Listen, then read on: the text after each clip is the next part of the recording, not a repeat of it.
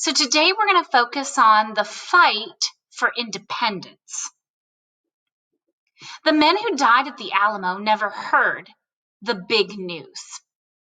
At the time that the Alamo was under siege, a convention was held at Washington on the Brazos. And if you remember, this is the name that Austin actually gave to the location of his first colony.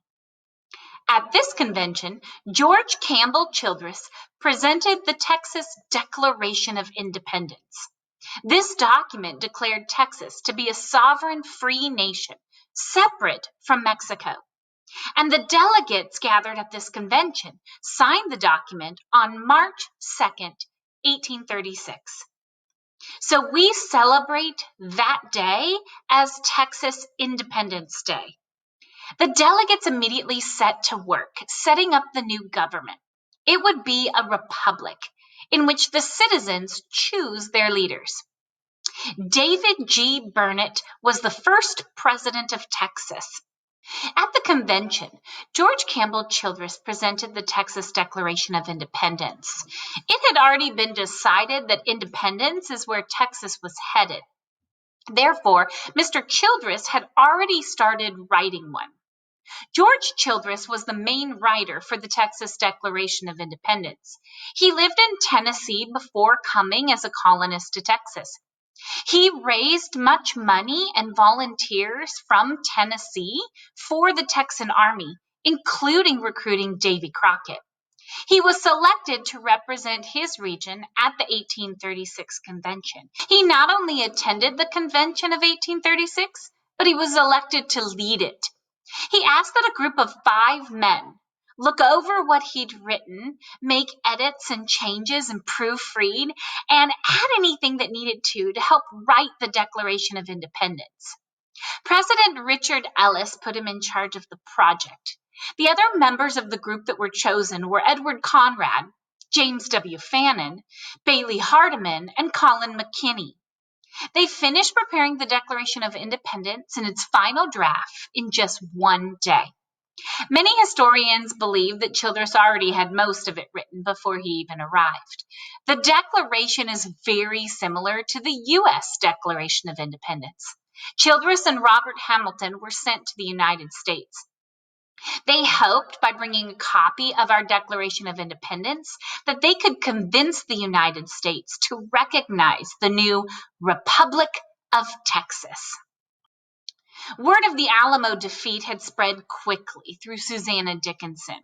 Fear built up as the Mexican army moved east from San Antonio. We have talked about how immediately after the Alamo, Santa Anna moved the army on ahead, reaching James Fannin and the men at Goliad, where he massacred them all. The defeat at the Alamo plus the Goliad massacre bred immense fear in the colonists and the settlers of Texas. Some settlers joined in the fight for independence, but many left their homes, taking with them only what they could carry. They remembered that red flag, and they assumed that Santa Anna intended to massacre everyone, not just fighters. So the panicked settlers fled from their homes, taking with them only what they could carry. And this big escape, or runaway scrape, of all of these settlers trying to flee ahead of the Mexican army had a great impact upon Texas. Sam Houston was full general of the Texas Army, and he led 800 soldiers along the Brazos River. One of Houston's scouts is an incredible man named Erastus, or Deaf, although he pronounced it Deef, Smith. And he sent on ahead a group of his elite men who scouted the land. They worked as spies and snipers. He informed Sam Houston that Santa Anna's army was headed back onto Gonzales. So Houston ordered that the settlers burn the entire town of Gonzales to the ground. He didn't want to leave anything that might help the Mexican army. They burned anything that could be turned into a weapon, any building that would form shelter, any food, any supplies, and all of the citizens of Gonzales fled in the runaway scrape. Houston spent 2 weeks gathering supplies and men. He would need everything he could find to match Santa Anna's fierce, large army. At this point in time, he was traveling down the San Jacinto River. Now, I know it's spelled with a J, but we're talking about Spanish words again, and so that J makes the H sound. His men set up camps by Buffalo Bayou, a swampy, marshy area of land. Santa Anna and his men were camped only a mile away. Santa Anna was extremely confident of victory. He far outnumbered the Texian army. But Sam Houston used an African American scout named Hendrik Arnold to sneak into the Mexican camp. Arnold pretended to be a runaway slave, so the Mexicans allowed him to walk freely among their camp, and he brought back a lot of important information to Houston. He mentioned that every day at a certain point, the Mexican army took a siesta. This is a popular event that happens in Spanish and Mexican culture, where they take a long lunch, several hours in fact, where they rest, they relax, they nap. He said that Santa Anna and the army did this like clockwork every day. On April 21st, 1836, General Sam Houston rallied his troops. He gave an incredible speech stating, "Victory is certain. Trust in God and fear not. Remember the Alamo. Remember Goliad." And then the Texian soldiers surprise attacked Santa Anna's army in this final battle for Texas independence. I want to take a moment and talk a little bit more about Erastus or Deaf Smith. Erastus Smith was born in Dutchess County, New York. At the age of 11, his family had moved to Mississippi. Smith became a great hero, although now he's lesser well known for our Texas Revolution. Smith lost his hearing early on due to an illness. That is why many people nicknamed him Deaf and often called him Deaf Smith. But being deaf, he couldn't hear the word correctly, and so when he tried to say it, he said deef. He was a quiet man. He found it easy to move freely between the Anglo or white individual and the Tejano cultures. He actually married a Tejano woman. He was fluent in Spanish as well as English. He had a great understanding of Native American cultures. It made him an excellent guide, scout, and spy. He died in Richmond, Texas, not far from here, on November 30th, 1837, at the age of 50. A couple of additional fun facts about Smith. It is Smith who brought word from Susanna Dickinson that the Alamo had fallen. When the settlers fled the town of Gonzales, it is Smith and his elite group of men that burned the city down. He delivered important messages, orders, and information between all of the Texas leaders. He was considered by most to be Sam Houston's most trusted soldier. After Santa Anna's capture, Smith delivers orders to General Vincent Filasola. Filasola was then forced to retreat and lead his army back to Mexico.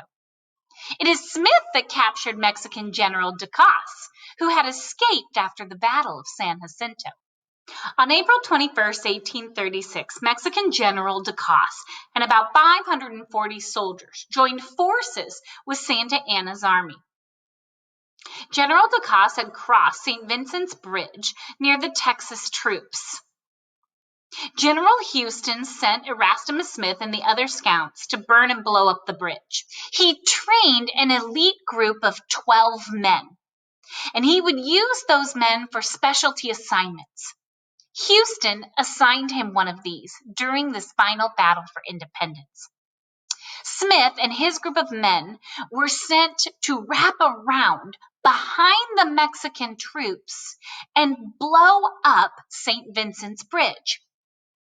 By blowing up the bridge, it would prevent any reinforcements or additional troops from reaching Santa Anna to help him.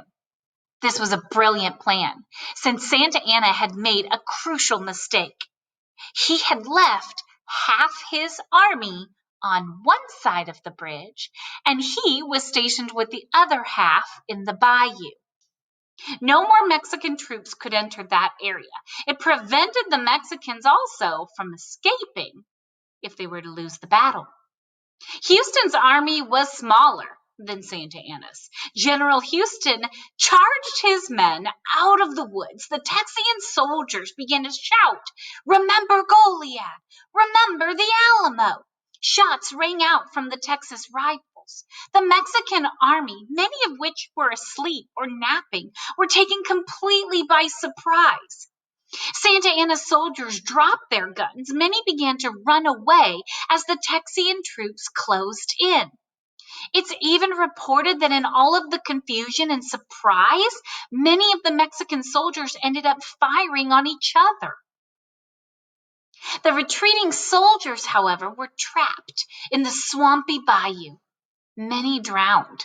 The Battle of San Jacinto was over in just 18 minutes. Over 600 Mexican soldiers died by the end of the battle. In comparison, only about 6 to 9 Texian soldiers had died. Now, Santa Anna knew the battle, and therefore the war was lost. So he changed into common soldier clothes. He disguised himself, and he tried to escape. The Texas soldiers didn't know who he was when they accidentally captured him. And as they led him back into camp with other prisoners, however, several Mexican soldiers recognized him and in confidence with him began to shout, "El Presidente! El Presidente!" But they gave him away. It was then that they knew, the Texian army knew, who they had captured. They brought Santa Anna before General Houston. General Houston was sitting under a tree, for he'd been shot in the ankle during the battle.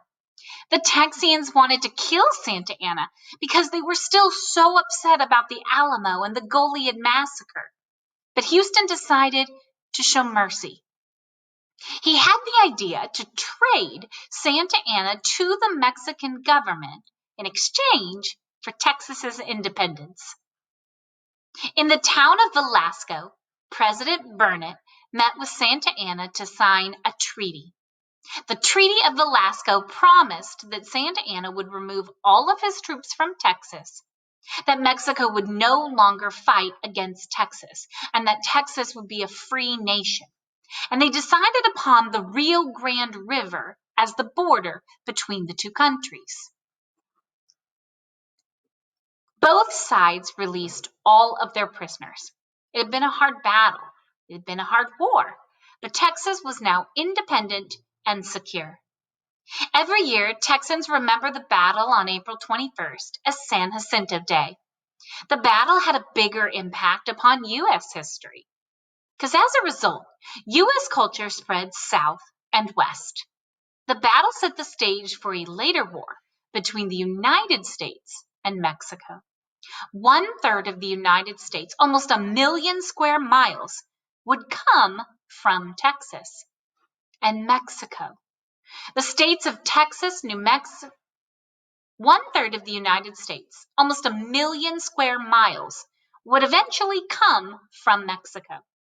Texas, New Mexico, Nevada, California, Arizona, Utah, parts of Wyoming, Colorado, Oklahoma, and Kansas. These would all become American states due to Mexico. Vincent Fillisola. Vincent Fillisola was actually born in Italy, and he moved to Texas as a soldier for the Spanish army. He was given an impresarioship. He was supposed to grant land to 600 settlers who were not white Americans, but he failed to complete his job. Santa Anna made Fillisola, though, his second in command over the Mexican army. Once Santa Anna was captured, he was taken to sign the Treaty of Velasco. and Filasola was left in charge of removing all of the troops from Texas.